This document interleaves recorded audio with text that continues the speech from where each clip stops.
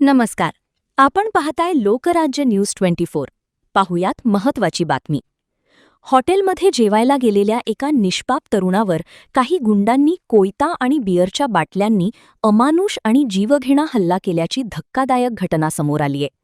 कवाडीपाट toll नाक्यासमोरील Sagar restaurant and बारमध्ये हा प्रकार घडला असून हा संपूर्ण थरार हॉटेलच्या सीसीटीव्ही कॅमेऱ्यात कैद झालाय. मिळालेल्या माहितीनुसार पीडित तरुण आपल्या मित्रांसोबत सागर हॉटेलमध्ये जेवणासाठी गेला होता. त्याचवेळी तिथे उपस्थित असलेल्या काही टवाळखोर तरुणांच्या टोळीने त्याला गाठले.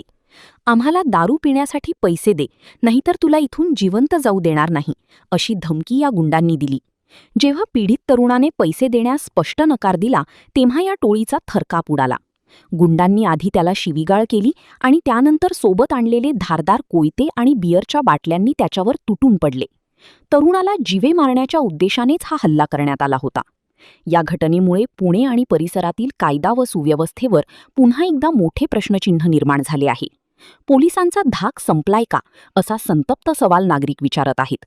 या प्रकरणी स्थानिक पोलिसांनी गुन्हा दाखल केला असून सीसीटीव्हीच्या आधारे आरोपींचा शोध सुरू आहे.